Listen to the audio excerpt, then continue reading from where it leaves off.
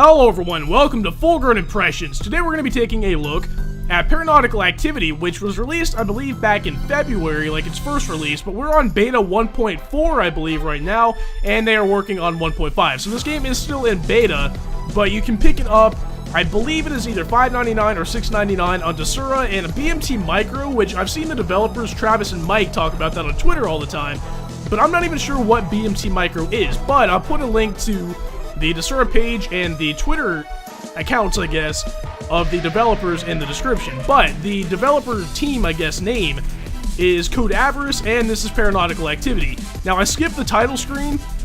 Might as well go ahead and jump into this mini-boss room right here while I talk.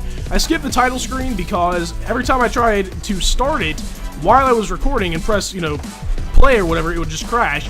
But that does not happen if you just press play, I guess, not recording, or it didn't happen for me. So don't worry about that if you are worried about, the game crashing whenever you try to play it. That does not happen if you are not recording. I'm not even sure why it would happen if you were recording. But anyway, here we're fighting a mini-boss. I'm not actually sure what the names of any of these enemies are, but as you can see, this is a kind of a Twitch shooter where there's a lot of stuff going on.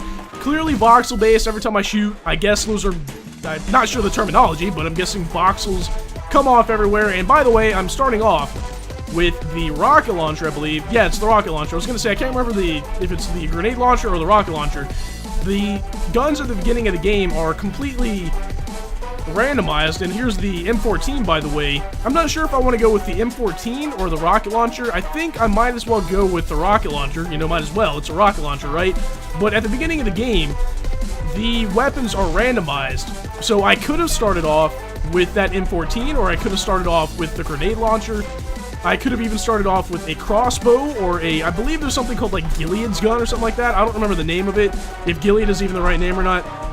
But yeah, there's sort of like a randomized weapon thing at the beginning of the game. There's no way to pick, as of right now anyway, what weapon you start off with. So if there's a specific weapon that you want to start off with, I guess if you wanted to be a scumbag, you could just start the game over and over by going through the main menu thing, and every time you start the game, you will get something different. But here we have an item room, and it looks like in here we have a spring, Adderall, and a bomb box. You'll get a lot of bombs over the course of the game anyway, so I don't feel like the bomb box, I'm guessing $50 or whatever is a good price for that, but every time, I've beaten the game a couple of times, I've never bought in the bomb box.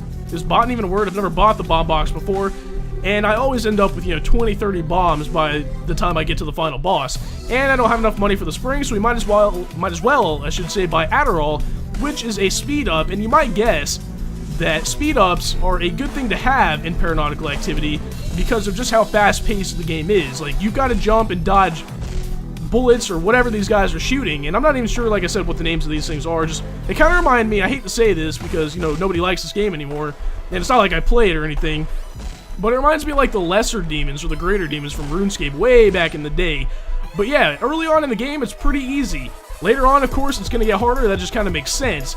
But in the early versions of the game, it was a really hard game at the beginning. Like, you could die fairly easily at the beginning of the game. And this is the boss room, by the way. I think this guy's name, I take that back, not knowing the name of any of the enemies. I think this guy's name is Skelito. But at the beginning of the game, in 1.3, like I said, I think this is 1.4, the beginning of the game was extremely hard, and the later game was very easy, and there was only like, I think there was only like 4 or 5 floors or something like that, but with 1.4, they made the beginning of the game a lot easier, and they made the end of the game a lot harder, and they added a lot of floors, so they're constantly adding new content, and, making it, of course, a better game, but right now it's still, like, I have a lot of fun playing this game. It's just as fun to me, and just as addictive, I guess you could say, as The Binding of Isaac, and you might hear me make a lot of Binding of Isaac references in this video, and that would probably be because the closest thing to this game that I can think of is The Binding of Isaac, but I don't want you to get the impression that The Binding of Isaac, or that this game is just simply a 3D shooter Binding of Isaac, because that would be kind of like saying that Fallout is Oblivion with guns, which we all know is not true. Well, I mean, it kind of is true. If you want to, basically, if you wanted to say, explain this game to somebody very quickly, you could say that this is like a 3D shooter Binding of Isaac, and that would probably get the point across, but there are a lot of mechanics that explanation would not convey. So we'll try to get to those mechanics as the game goes on. But like I said, I have beaten the game a couple of times, so hopefully I will be able to replicate that. If not, I think we'll just end it when I die, I guess. But every enemy, or every boss, I should say, drops an item, which I guess Skelito always drops Skelito's skull. I never realized that the bosses have kind of, and I've gone, by the way, to the mini-boss room, the item room, and the boss room, of course, so I'm just going to go ahead and go to the next floor. But every boss drops like a signature item. So the skull enemy, Skelito or whatever, drops the skull item, which I think was floating bombs. I didn't catch it. But it's not like a randomized weapon, or not a randomized item drop necessarily, unless you're fighting the mini-boss, in which case I do believe the item that you get from that is random, which I don't know if I particularly like that. I kind of like the Binding of Isaac method, where if you beat the boss, you get a random item, but then on the other hand, you can kind of plan around that, knowing what item you're gonna get. And I can only imagine that this will become a little bit more, you know, strategic as they add more bosses and add more enemies and stuff to the game. And speaking of enemies, that thing that I'm shooting, well, I just killed right there. I don't know. I think it's called a Lecter. I was gonna say I don't remember what it's called, but I do think it is called a Lecter. I believe I've heard a couple of my YouTube friends who play this game say that.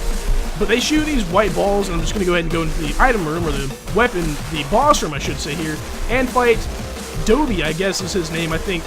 That would be a really good guess. That is his name, as far as I know. But, yeah, the Lecters shoot these white balls that kind of home in on you, which the only way to get rid of them is to pretty much put yourself up against a wall and jump or move at the right time, and they will, you know, go where you were and hit the wall and blow up or whatever. As, you know, they're following right here. You can see, like, how crazy the homing effect is on these white homing missiles or whatever.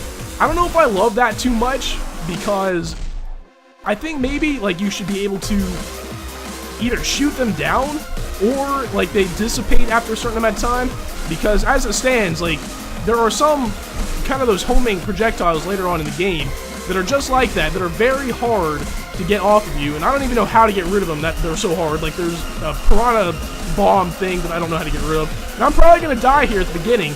Maybe the rocket launcher was not the best way to go, because I always have a problem when fighting specifically the whale, so it's just kind of funny that I fought the whale, which was like my hardest, you know, enemy right there to take care of with the rocket launcher of all things.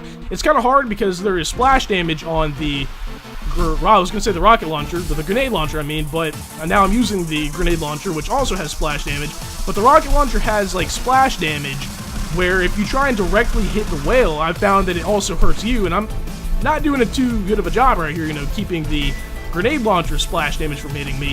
If I die, I'm going to say this, I guess. Either I beat the game, or I get 3 lives, or I guess if the second run goes a long distance, I will just, you know, end it there, because I want to show off the game, but I don't want to give away all the mysteries, and every time I die, it kind of gives a little bit more of the game away without actually advancing the game too much. Might as well go ahead and go into the item room here. Taking the M14, definitely. Actually, I don't know if I've used the M14 in this video yet, I can't remember. I think I'm going to go with the M14. I could take the crossbow, which is also pretty good. Might as well go ahead and just show you what it looks like. This is not a hit scan weapon like the M14. I think the M14 is a hit scan weapon, which I don't know if I've talked about this either. Basically, if you hold down the gun or the fire button, as soon as you hold down the fire button, the bullet hits whatever you're shooting at. Unlike the crossbow, where you actually have to, like, lead your enemies and stuff, but the trade-off is that the crossbow, in my experience anyway, does a lot more damage than the M14, which is a good thing, of course, but also you have to be able to aim very well. Now, if I don't end up beating the game, that is a kind of unfortunate, but like I said, I have beaten the game before, and I would hate to give away everything in a first impressions type video.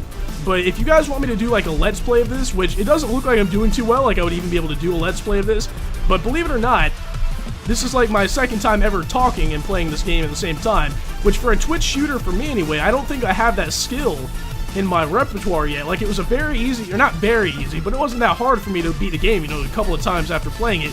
But trying to talk and play this game at the same time is very, you know, mind-numbing almost. Like, I have to use so much brain power to do it. But one thing I do like about this game is that there is a lot of, I was going to say enemy variety, that's not exactly true. There's not really that much enemy variety. There are more enemies that you kind of have to encounter or deal with as you move on, like in the floors. But in the early floors, there are pretty much just the red demon things and the... I guess I killed them. Yeah, I was going to show you, but I got a little sidetracked there and killed them. But the little small things that kind of look like snowmen almost. They probably don't look like snowmen when you get right up close to them. But those are really the only enemies that you will fight on the first floor. And then, of course, like the bosses will usually have some sort of special enemy in there. Like, I don't think I've ever seen a Lecter on the first floor. But if you fight a boss, sometimes the Lecter will be in that boss room with the boss. But as you move on, like I said, you do get more, and here are the snowmen enemies I was talking about. I really wish I knew the names of all these enemies so I didn't sound like a total idiot, but as you move on, you get access, I guess, to killing more enemies, but also as you move on, the enemies get a lot harder, and also, like, I don't remember if I mentioned this, basically the reason I'm saying I don't remember if I mentioned this or not is because the first time I recorded this video, which I did beat the game, might I add, in that video, even though I was talking over it. Like I said, it's kind of hard for me to talk over this game and play it, but in that video, I talked about a lot of stuff, and the recording kind of got messed up, so I'm having to do this again. But in that video, I talked about flip-flops, which is an enemy, or an item, I should say, that allows you to walk on lava, which later on in the game, I'm not sure what floor it starts on, I think it's like floor 3 or 4, there are rooms that have lava, of course, on the floor, which you can't touch, or it's basically like... Remember that game we all used to play as a kid? Like, you see it on the internet all the time. The floor is lava and you can't touch it. That is exactly how it was. Like, you can't touch it and you get hurt if you do. It takes a lot of damage, by the way. I hope I get there so I can show you. Maybe, like, throw myself into there as, like, a... I don't know, flashy way to end the run or something. It takes a lot more damage than I feel like it should. And that's, like, one thing that I talked about in the first video I did. There's an item called flip-flops that allows you to walk on the lava, which I was going to say, I hope I get that so I can make this run kind of viable for the long term. Now we're fighting, is this a, yeah, I was gonna say, I can't tell if this is a mini boss or the regular boss, but I see the red door right there, so this is clearly a mini boss. I'm not sure if the bosses respawn these, I guess I'm shooting at nothing here, but some of the bosses, like I said, have enemies in the room with them, like those snowmen thing I was just shooting at. I'm not sure if they respawn, it doesn't look like they do. I think there are some mini bosses, though, that will respawn their little helpers, which can be a bad thing. Like, you'll focus all your attention on these small enemies, hoping that you can take them out, and then focus solely on the boss, and then they just respawn, which I'm not saying is a negative thing at all. That just makes the game a little bit harder, which is, of course, not a bad thing. But here we get the blowfish. I believe, if I remember correctly, this does poison damage, and it does, which is not, it doesn't do as much damage as you might think, and here's Skullito again. It doesn't do as much damage as you might think, but overall, or over time, it does add up, which is, of course, a good thing. As much damage as you can possibly do, that is a good thing in this game. There are damage upgrades, but they're not nearly as, like, plentiful as they would be in The Binding of Isaac. And they're not, like, plentiful in The Binding of Isaac either. How many times have we all played The Binding of Isaac and not gotten a damage up, and we're on the womb or whatever, and you're not doing, like, any damage whatsoever?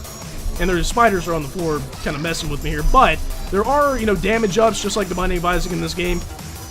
And there are, you know, they're not really range ups as far as I know, but there are like shot speeds up, or, you know, speed ups. There are, you know, firing speeds and stuff like that. There are a lot of things you can do to make your runs more powerful, which I have not come across yet, so that's kind of unfortunate.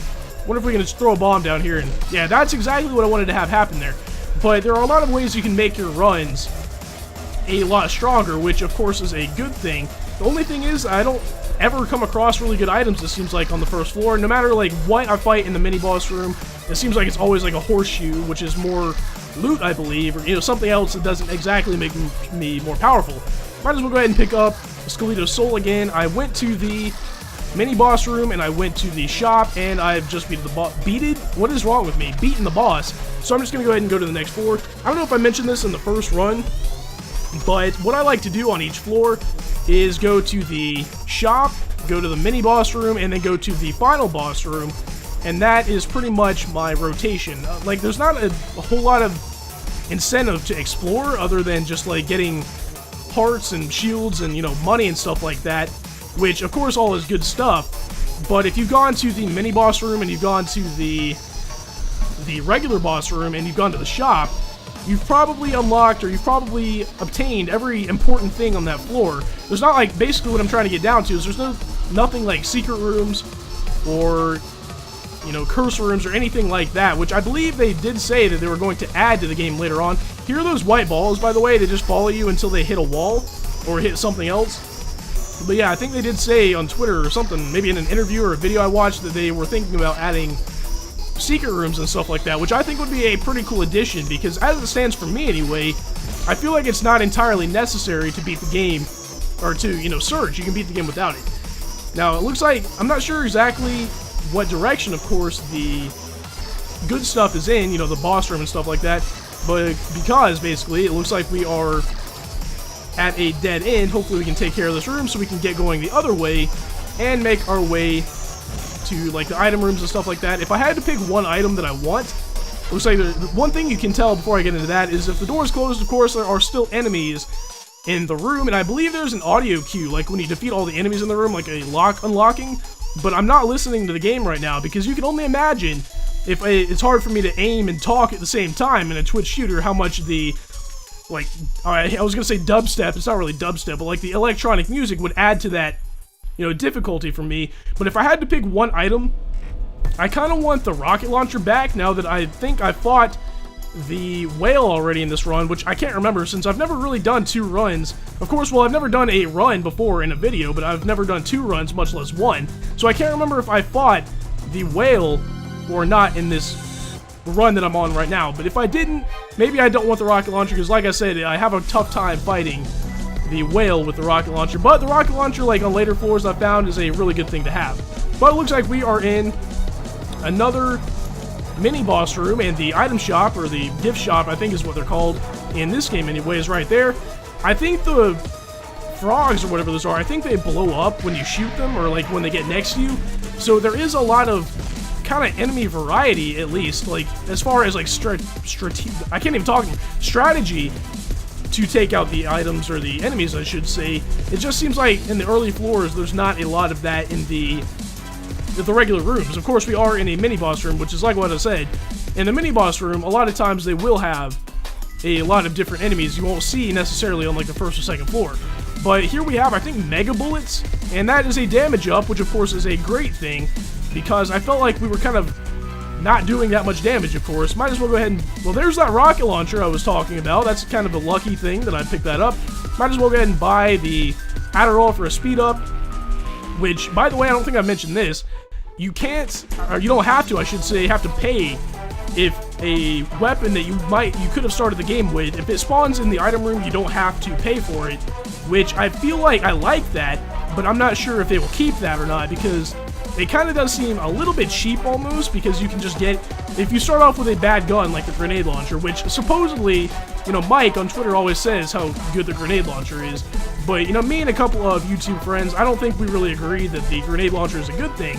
You can easily just go into an item shop, if there is a gun in there, and swap it out for the rocket launcher, or the M14, or the shotgun, or something better than what you have, and not have to pay for it whatsoever, which like I said, I feel like that is probably going to be something that they change later on. Now, I need to figure out how to get out of this room. It's almost like I was going to say a maze, but if I can't figure out how to get out of this room, maybe I don't need to be playing this game. But over here, we're going to be getting into yet another boss room. And this boss, it kind of reminds me, not to make another Binding of Isaac reference, but what is that? Teratoma at the end of the game in the womb. And there's another one at the beginning of the game that I can't remember, but basically once you shoot it, it breaks apart into pieces, and each individual piece, of course, has more. It's basically like it just spawns more enemies as you kill the larger enemies. Luckily, though, this enemy only breaks into 2 pieces after you kill the big piece, and then these don't break into any more pieces, so you don't really have to worry about having like crazy amounts of enemies on the screen. And speaking of having crazy amounts of enemies on the screen, in the final boss, it's not really a spoiler, I guess, but the final boss will spawn a lot of course, enemies, which is a bad thing for me. So for some reason, it seems like it lags my computer, which there's literally no reason whatsoever for this game to lag my computer at all. But in the final boss, it spawns like a bunch of enemies, like those enemies we just fought, the boss we just fought, and when those are breaking apart and there's a bunch of spiders and stuff on the floor, for some reason it seems like my computer just can't handle it, and it gets really slow. And also, if you shoot bombs a lot, it will get slow, so don't do that. So now we're in, it looks like, I think this is the 3rd floor, and that's another thing. I almost wish there was a way to tell where, or like what floor you're on without having to remember, which it's not a big deal. I guess it doesn't really matter what floor you're on, but it just, for kind of like a peace of mind almost, I do kind of wish I knew what floor I was on, and also I've heard other people suggest this. I kind of wish that the map down there at the bottom, which is a great map, might I add, and I'm going to go ahead and fight the boss right now. I wish the map would show you what is in the rooms that you've gone to. And by the way, I'm probably going to die here because for some reason, these piranha bomb things I can never outrun. I'm not even sure if I know how to outrun them because they always hit me. If I dodge and weave, they always hit me no matter what. I think I talked about those white things that the lectors spit or whatever. Those never, if they hit the wall, I don't even think they blow up. So I'm not sure how you're supposed to get rid of these, but I don't even remember what I was talking about before this.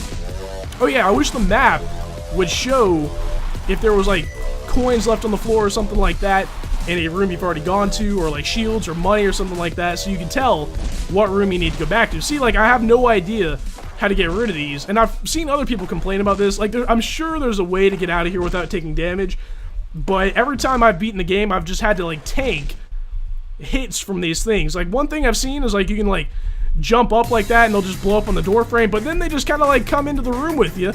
I almost wish, like, if you beat the boss, or, like, if you took the trident, that'd be kind of cool. Like, if you took the trident and they became, like, your allies or something like that, that might be kind of cool. But it looks like either they're glitched or they're just not going to blow up.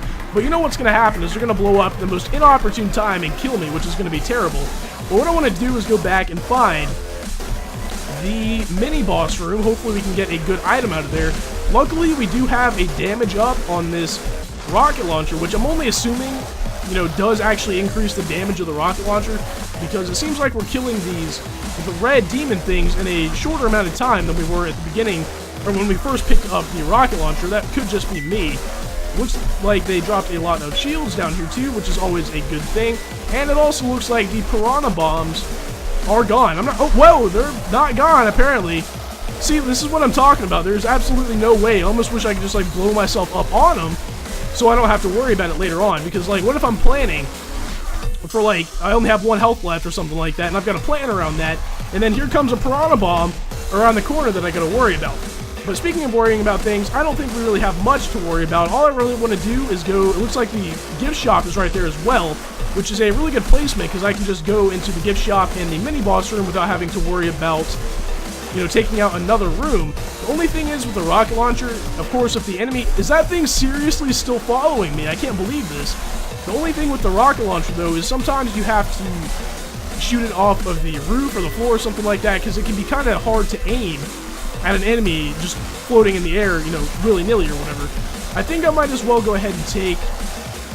See, this is kind of hard, and I like the way they present the items in the item room, because it's not like the Binding of Isaac where it's just like a bomb and a key or whatever. There's like some legitimate choices you have to make. I know the Kiss of Death will increase your damage, and the Lightning Bolt will increase your speed. I think at this point the Kiss of Death, more damage, might just be more helpful than the Lightning Bolt, but that might just come back to bite me later on. Hopefully, like I said, the Lightning Bolt actually does, or the damage upgrades actually do stack with the rocket launchers. That'd be terrible if the rocket launcher was like a gun that, like, the damage upgrades, or the damage is kind of set, and damage upgrades don't actually benefit it whatsoever. I believe Mike on Twitter, the developer, like I said, called this like the DVD screensaver boss or whatever. Pretty much all it does is just go back and forth, like bouncing off walls and stuff like that. And it's not hard whatsoever, so it's a good thing we took him out without taking any damage. The first time I fought that boss, I think it was a new boss in 1.4, I'm pretty sure I died to it because I had something like the grenade launcher, and every time I put a grenade in its way, it has some sort of like AI where it'll like back up, which is terrible because I can never get the grenades to actually hit it. But here we have the scythe. I'm not going to take this, I don't think. Actually, you know, I might as well go ahead and take it. This is a first impressions video type thing. It's not exactly first impressions because I have played the game before, but I want to show off as much stuff as possible. If I was trying to legitimately beat the game, I would not take the scythe, even though it is a kind of a good weapon. It's kind of like a niche weapon. I didn't mean to really come in here either. I would prefer just to go back to the boss room and just get out of this floor. But the scythe is more of like a niche weapon where you really got to be careful how you use it. You got to be careful and strategically place yourself around, because it's kind of like Mom's Knife a little bit, which, as we all know, is a great item in the Binding of Isaac. But if you place yourself poorly, Mom's Knife can be a bad item. So it's kind of just like that. Unlike the rocket launcher where you can stand really far away and just, you know, wail on people with it. what I was going to say about the frogs, I don't remember if I mentioned this earlier or not. The frogs can blow up, and I was going to go in there and melee, because you can actually do that with the scythe, like get right up close to something, I should say, and just hit it. That's probably not a good idea with the frogs, because like I said, I'm pretty sure they do explode, and luckily we took out this room, but I took way more damage in that room than I would have liked, and unfortunately, I did not get enough coins to go back and get that lightning bolt item, which, like I said, I believe increases our speed. Now, what I was going to say earlier, you see, like I said, I can't remember if this was in the last run through the commentary or if this was in this run. I'm not going to take this trident, by the way. Might as well go and show what it does.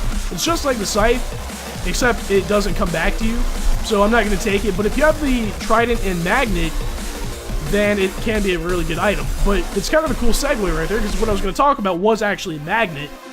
Whenever you kill an enemy and they drop coins and stuff, you of course have to go over to it and pick them up, which is okay. It's not a bad thing that you have to do that, but it seems like you have to spend a lot of time running around collecting coins, which can be kind of tedious at some points, but it's not that bad. But there is an item called the magnet, which allows the, you know, the coins and the hearts and the shields and stuff like that to magnetize to you, I guess, so you don't have to run around and collect it all. The only problem is, like, I feel like maybe they don't have, I was going to say, maybe there could be some sort of way where when you kill an enemy, the coins magnetize to you without having to have the magnet, but if you have the magnet, the hearts and shields would come over to you. I feel like the reason the magnet is in the game is because they don't want you to, like, just automatically have the magnet, or have the, like, hearts and shields and stuff like that come back to you without having to go get them. But I feel like running around having to get coins in the first place is a little bit tedious. So I'm not sure if this is kind of clear whatsoever. Basically, what I'd like to have happen is, like, if I'm standing next to these coins, like, this close, hopefully there's nothing else in this room, and there's not, because the door is open. I feel like if I'm this close to the coins, maybe the coins should just go ahead and come over to me, but then I was going to say the magnet would be useless. One way I guess you could rectify that is to have the hearts and shields not, you know, magnetized to you. You'd actually have to still go pick those up. I'm not sure if that made any sense whatsoever. Just kind of rambling along here. But like I said, this is not my first time playing the game. I have beaten it a fair couple of times, and if I was playing like this in a run of my own, I might just restart, because I'm probably not going to beat the game with 4 hearts and 1 shield left, and the scythe. Like, I really don't like playing with the scythe whatsoever. I mean, like I said, it is kind of a niche weapon that you have to be either really good with or just get good with, and I have not really spent that much time with the scythe to get good with it. And you don't, another thing, have to throw it as far as possible, like as far as it'll go. You can throw it a shorter distance, but I feel like I kind of want to stay as far away from these flaming skeletons and exploding frogs as humanly possible. Speaking of explosions, though, the barrels or whatever they are on the floor, I've used those to my advantage a lot, especially there's these enemies later on that look like kind of like jumping monkeys that are hard to take out, which I found those exploding barrels to be really useful when you get fighting them. And then here we have rum in here. I almost feel like going big or going home and taking rum. I can find 7 cents, I'm sure, back in this room I was just in.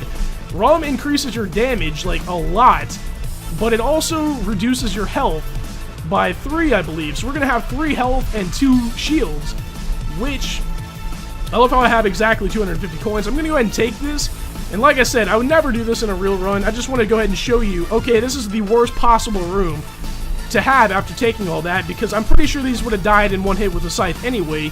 But this is a first impressions type video. I want to show you as much as possible in one video, so I figured we might as well go ahead and take a rum. Hopefully we can make our way to the boss room and not have to dilly-dally in a lot of these intermediate rooms, because I want to get... Okay, are we really going to have this room again? Like I said, this is not a good room to have with, you know, a scythe that would have taken care of these enemies anyway without taking rum, and I would have had more HP. But I would rather just get to the boss room and get to the next floor at least than have to worry about, you know, the intermediate rooms, because I found that the bosses are actually kind of easy, but the rooms in between, because more often than not, you're going to be fighting enemies that, you know, fire a lot at you. The bosses don't tend to fire too much, it seems like, and even if they do, a lot of the times there's only like 1, 2 or 3, 4 maybe enemies in the boss room, so it's a lot easier to dodge shots in the boss room than it is in like a regular room. which makes, to me anyway, basically in this game, to me, the more enemies there are in a room, the harder the room is. It doesn't really necessarily matter what the enemy is to me. So in the boss rooms where there's only like, you know, a couple of enemies, it seems like it's mostly easier than the intermediary rooms, if that makes any sense whatsoever. Now I really like this boss. It's kind of scary almost, and I wonder if like there's going to be, when the final game releases, any more of like a story element to Paranautical Activity, because of course I don't think this is really explained, or I don't think I really explained it anyway. We're on a ship of some kind, I have to assume. I think that's basically exactly what it is. We're on a ship, which is, I guess, what it would be called Paranautical Activity. But, you know, I'm guessing a Nazi ship, because later on the walls there's going to be like swastikas and stuff, so I would really be interested in hearing what the story element behind this game is. Now, I'm probably going to die here, but what I was going to say was I would love to hear what this guy is all about in the grand scheme of the Paranautical Activity story. One thing I found, though, is that if you jump up on top of here, those blade things won't hit you at all. The only thing is, and I've died here, so I'm going to go ahead and end the episode, but I found that if you jump up there, then the saws won't hit you, or whatever those things were that came out of the ground, but he does have a shooting sort of attack that will hit you. But anyway, I'm going to go ahead and end this episode here. Unfortunately, I was not able to beat the game, but I have a feeling that once I actually get used to playing Paranautical Activity and talking over, which is a completely different skill set than just playing the game itself, I will be able to beat the game, hopefully on camera. I can't even talk anymore. If you guys want me to play more Paranautical Activity on camera, I will. If not, I guess I won't, but I might actually do a little mini-series, a couple episodes, and based on that, I will see, like, if people want more episodes of the series or whatever. Wrapping it up, though, if you want to buy this game, it is on Desura. It is on BMT Micro. Like I said, I don't even know what that is, but if you want to buy it there, apparently you can. I believe it is either $5.99 or $6.99. Paranautical Activity, code Avarice. Follow Mike and Travis on Twitter. I'll put all these links in the description. And also, if you want me to cover a game that you have, or you've made yourself or whatever, just shoot me a tweet, I guess, at my Twitter, which will also be in the description. But I want to thank you guys for watching this full-grown impressions video, and I hope to see you guys back for whatever I decide to take a look at next.